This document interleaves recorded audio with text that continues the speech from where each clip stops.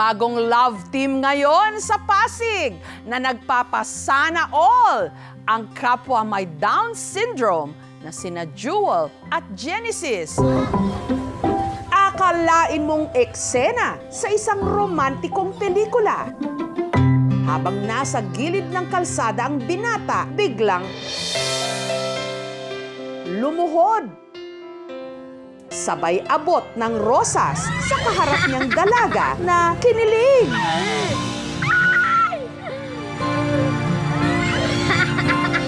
Napayakap pa ang binata.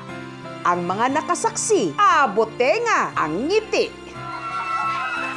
Sobra talaga akong kinikinig sa kanila. Ang sweet nilang dalawa. Tuwang-tuwa kami. Bigla lang din po talaga ako nung nag-viral siya. Ang daming nakaka-appreciate. Warning lang sa mga diabetic. Baka hindi nyo kayanin ang tamis ng kwentong ito. Ang dalawa, nahanap namin dito sa Pinagbuhatan, Pasig. Ang magkabarangay na sina Genesis at Jewel. Dahil sa kanilang kondisyon, pareho rin silang hirap magsalita.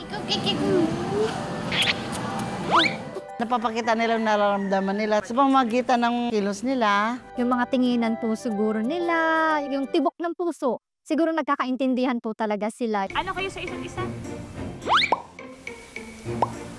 Oy, bawa na Pero hindi ito naging hadlang para lumalim ang kanilang pagkakaibigan na suportado ng kani-kanilang mga pamilya. Baby pa kayo, no? Sabi niya ganun, heart, heart. Sabi niya, love daw po niya. Love mo agad. Sabi ko, kaya niya na bang umibig? Opo. Anong tawag sa kanya? Me. Naglalove-love sila, hawak-hawak, ganyan. Lumalabas po sila, samahan po namin sila. At maging sila raw napangiti sa viral video ng kanilang mga anak.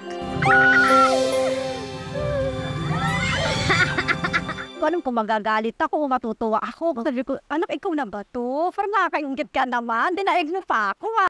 Si Elnor hindi na raw nagulat sa ipinakitang sweetness ng kanyang bunso. Patay kay Joel, masal pa. Malambing si Genesis, super lambing. Niyayapos niya ako, hinahalikan niya ako.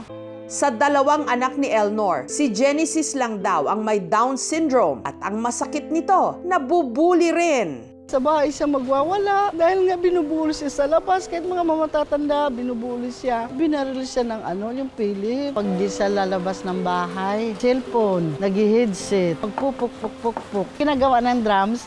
Si Jewel naman, alagang-alaga ng kanyang Mommy Ace. Bukod kasi sa Down syndrome, may nadiskubre ring butas sa kanyang puso.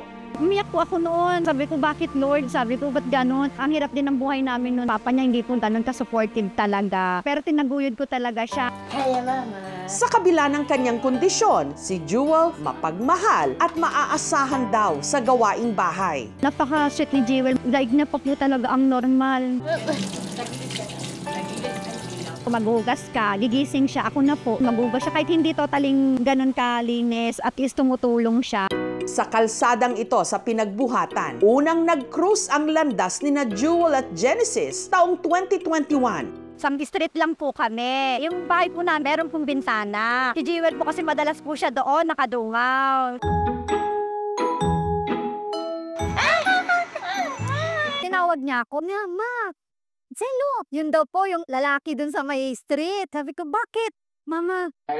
Sabi niya, hoy! Sabi ko, no. Sabi ko, baby ka pa. No, Mama. Love, heart, heart daw yun po. Ang hindi alam ni Jewel, nakita rin pala siya noon ni Genesis and the feeling is mutual. Sige, hi!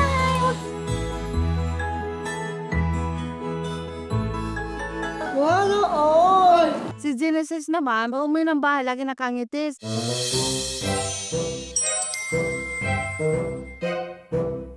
Sabi niya, Mama, may maganda daw. Sexy. Gumagano yung puso na, tumitibok yung puso niya. Nai-inlove na.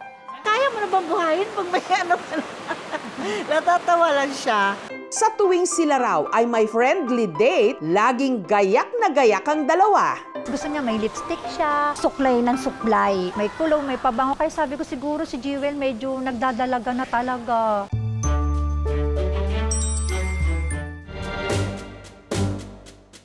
Ubos ang pulbo ni ate niya. Puti-puti na yung mukha mo.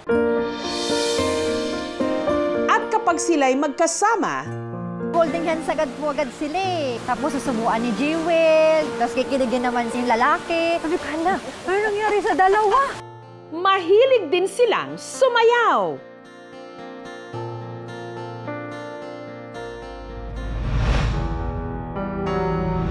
Pero ang dalawa, nagkakaroon din daw ng MU. Hindi mutual understanding ha, kundi misunderstanding. Si Genesis daw kasi may pagka-seloso. Pag yung si Jewel hawak ng cellphone para nagsiselos si Genesis. Ganon din si Genesis pag nauwi ng bahay. Wala na daw yung puso niya, gumano na daw, sumabog na daw ang puso niya. Nagsiselos ka?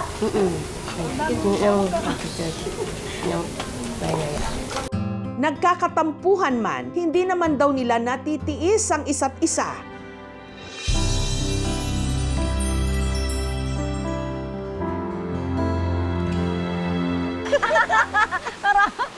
Kasi parang kinikilig na rin ako. Pero ano nga ba ngayon ang label nilang dalawa? Magkaibigan lang ba o magkaibigan na? Sa akin po siguro, pag talagang siguro dalawa sila, parang...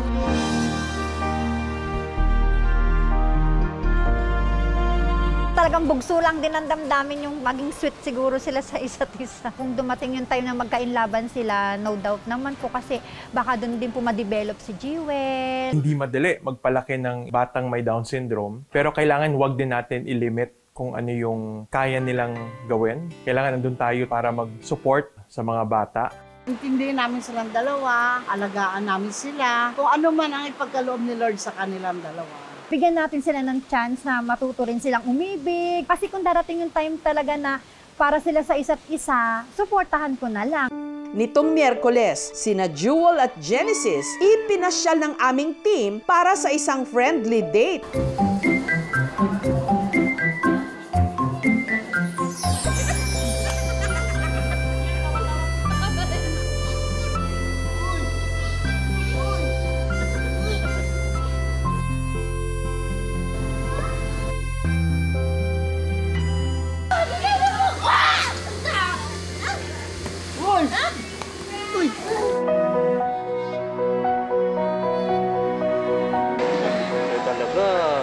At hindi pa pala tapos ang mga sorpresa ni Genesis.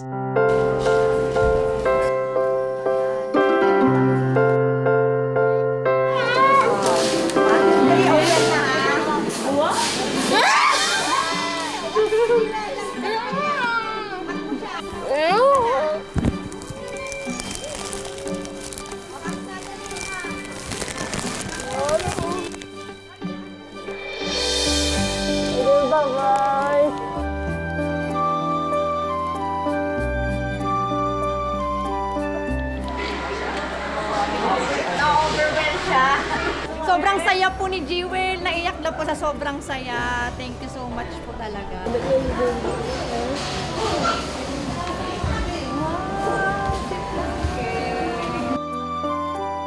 Kaya sila tinawag na special. Marunong silang magmahal din. Kaya nilang patunayan din sa sarili nila yung mga kayang gawin din ng isang normal. Huwag nilang paghusgahan yung mga bata na yon kasi may mga puso din sila. Sa mundong puno ng ingay at panghuhusga, naroon sina Genesis at Jewel na nagpapatunay na ang pag-ibig hindi lang tungkol sa pagiging perpekto, kundi sa pagiging totoo.